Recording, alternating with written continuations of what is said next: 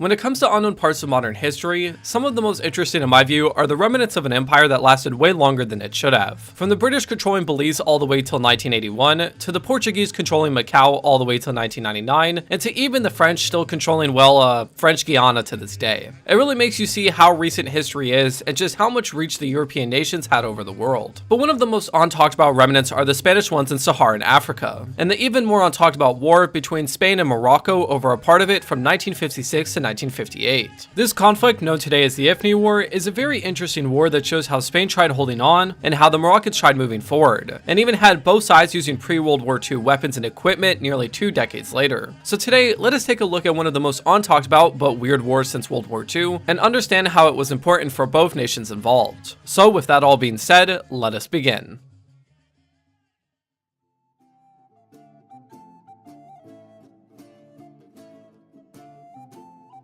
Spain and Morocco have a, let's just say, very conflicting history. As early as 700, empires from Spain and Morocco have fought each other, and this would continue on the Iberian Peninsula till the late 1400s, when the Muslim armies left Iberia and would stay across the Strait of Gibraltar. From there, a new conflict would begin, over 2 enclaved port cities in northern Morocco called Ceuta and Melilla, which were taken by the Spanish at the end of the Iberian Wars, but heavily claimed by almost every Moroccan dynasty and sultanate after the mid-1400s. However, the Spanish would focus more on colonizing the New World, and Morocco would have numerous civil wars for the next 400 years. But during this period, the Spanish did show interest in getting tons of more port cities in Morocco and Algeria, such as La Marmora in modern-day Mahidina, Annaba in modern-day Algeria, and most importantly for our story is a southern port in Morocco called Santa Cruz de l'Elmar Parkena, which we'll get back to in a bit. But there was also so many more. But in the early 1700s, Spain had a real succession crisis, which caused Spain to slowly lose its place as the biggest superpower in the world. 60 years later, in 1763, Spain lost the 7 Years' War, and that, combined with some economic decline, caused the Spanish Empire to pretty much enter freefall. And by the early 1800s, Spain fell off as one of the main superpowers in the world. The first half of the 1800s wasn't much better. The country had a brutal civil war under the Bourbon monarchy, which killed over 1 million and would fracture Spanish society for the next 3 decades. As soon as that ended, the American colonies, the core to the title of Spain being a superpower, all revolted, and by the early 1830s, they all left the Spanish Empire. From there, it just continued to get worse, with another succession crisis and civil war lasting from 1833 to 1849, killing at least 100,000 and fractured Spanish society for another 3 decades. So by 1859, Spain was now in the lowest place it's been in nearly 400 years, and trying to recover their empire, they looked south to Morocco.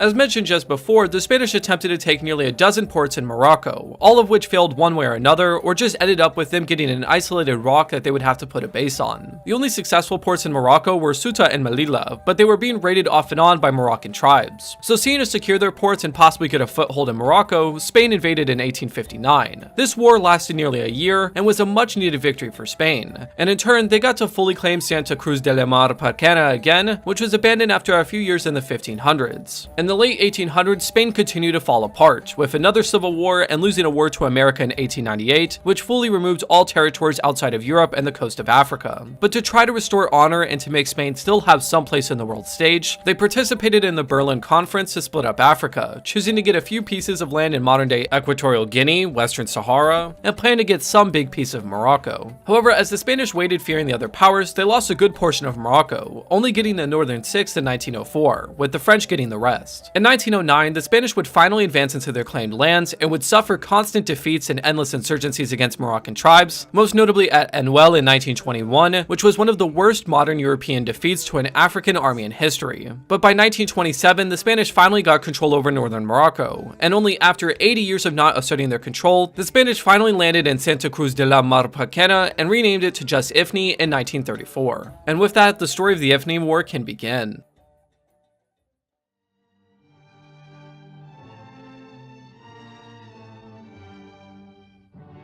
The Spanish Civil War and World War II would go on for the next decade, which was a real turning point in Morocco as it showed the true weakness of the European colonial powers. So Moroccans would formally make and spread their own independence party called Istiklal, led by a scholar named Ahmed Bafrev, who sought to make an actual independent Moroccan state. A key part of this movement was the concept of a Greater Morocco, a Morocco stretching from the coast of Gibraltar all the way down to the border of Senegal. However, after World War II, the French returned to Morocco and immediately began oppressing the Istiklal, and the Sultan of Morocco, Mohammed V, who was the semi-official leader of the region, declared that Morocco should be independent and started to actively call on the French to leave Morocco, to which the French arrested him and deported him to French Madagascar in 1953. This caused an insurgency to begin in the French regions, leading to the deaths of thousands, and this insurgency was spread to Ifni not soon after. The Spanish regions, though, were relatively not as bad at this time. There were a few riots and shootouts between the Spanish police and those in support of the Sultan and Istiqlal, but nothing that could be considered as intense as what was going on in the north. However, in 1955, the French were pretty much in a lose-lose situation with their colonies. They had to ditch Indochina due to a full-scale revolt, and there was now a new full-scale revolt in neighboring Algeria. And everywhere else, there was either some level of revolt, insurgency, riots, or protest. So in November 1955, they flew the Sultan back to Morocco, and by March 1956, Morocco was fully independent with the French leaving a fight in Algeria. Morocco then just exploded in nationalism, with nearly every newspaper calling for the Spanish to also leave, and militias such as the Army of Liberation, or what I will just refer to as the MAL, started to take up arms and prepare to take all Spanish lands and even take more lands in Mauritania and Algeria, claiming to make Greater Morocco. Istiqlal and the Sultan were completely okay with this too, and even called on some of their supporters to go fight, though the new official royal army would not go fight for this cause. The Spanish during this entire time were, well, pretty much without any real plan and were probably terrified. The leader of Spain, Francisco Franco, obviously didn't want to give up any territory, seeing himself as the rebirth of Spain, but it was pretty obvious that if he didn't give up their part of the colony, there would be some massive uprising and could see Spain return to the isolation it had during the 1940s. So with much disapproval from the army, Franco gave up Spanish Morocco in April 1956, however he would keep southern Sahara and Ifni.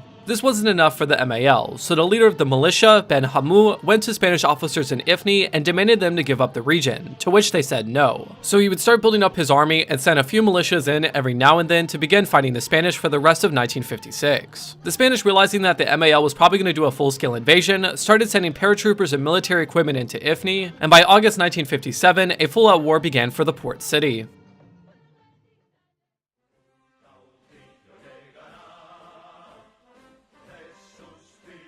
The war could be pretty much summarized as the MAL trying to push into the city and the Spanish trying to hold them off. By early 1957, the MAL was able to capture a lot of the Spanish outposts and mountains around the city, but was unable to push into the city proper, with the Spanish using artillery, paratroopers, and intense bombing to separate and crush groups of MAL fighters. The main commander of the Spanish forces, Mariano Gomez de Marchoa y Querce, actually fought against the Soviets with Germany in World War II, and probably used that knowledge from the Eastern Front to hold off the MAL advance. Also interesting is that this was the last combat use of the Junkers 52 and Heinecker 111, which was by this point an over 2-decade-old aircraft, which really shows how isolated Spain was because of Franco. That being said, there's really not too much to say about the war. The Spanish were able to slow the MAL advance by the autumn of 1957, and were able to hold the line from then on. In October 1957, the Spanish sent their navy to bombard the mountains, which is very interesting given that it was actually a pre-World War II era fleet. In November, the French got involved as units aligned with the MAL started to rise up and advance into Spanish Sahara and French Mauritania. So the French sent 2,000 pilots, a couple of infantry battalions, and numerous vehicles and gasoline. This second front, as it could be called, was a lot more movement-based compared to the kind of trench warfare around Ifni, with the Spanish and French just going from place to place to crush rebels before finally cleaning most of it up by February 1958. The next month in March, the Sultan and Ahmed met about the war to try to end it, as the Moroccan government was now funding the MAL and was sending much needed weapons, which was now kind of becoming a waste. So both agreed to just make peace with Spain and turned for a southern region called Cape Juby, which was given to Spain by France in 1912. Then from there, wait a couple of years and just invade or demand them to leave Ifni, since it was pretty apparent that Africa was going to be completely uncolonized. So on April 1st, Ahmed met with the Spanish Foreign Minister, Fernando Maria Castilla, and asked for Cape Juby, and in turn the wars in Western Sahara and Ifni would end. And since there was pretty much no reason to keep it as it was mostly desert, Franco agreed on April 10th. Over the next year, both sides went back to their original lines and handed over their dead imprisoned by the end of 1959. Overall, 250 Spaniards were killed, with anywhere from 800 to 1,000 Moroccans being dead.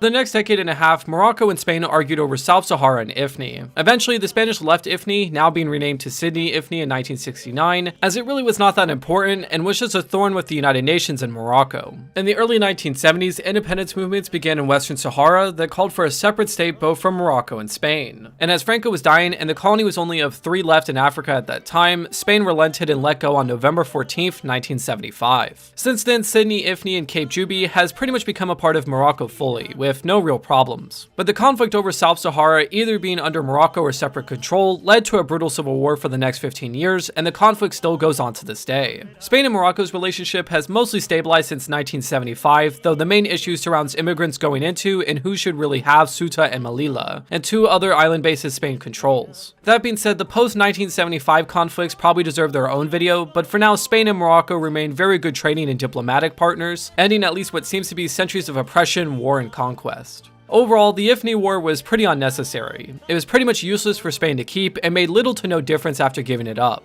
As a relic from a different Spain, and much like a lot of things from Franco's time, was a part of seemingly trying to restore and secure Spain's glory. That being said, the Ifni War itself is pretty interesting as it is nearly completely forgotten today, with both nations only talking about it as a footnote in their recent history. Which I think is a little bit of a shame since it does have a pretty interesting story. It was pretty much the last time a really World War II / pre-World War II era army fought in combat. It is also a pretty interesting showcase of both nations' history at that time, with Franco desperate to hold on to anything of old Spain while the modern world is coming in, and Morocco trying to forge itself as a new republic and claiming what they see as the true borders of their people, which has its own centuries of history and context. And well, that is all. I apologize for this video being shorter than usual, but there's really not too much to say about this conflict. However, I think it should be talked about given its unknownness. But if you did enjoy this video and you want more like it, please like and subscribe. And if you already are, please like and share. Have a good day, and goodbye.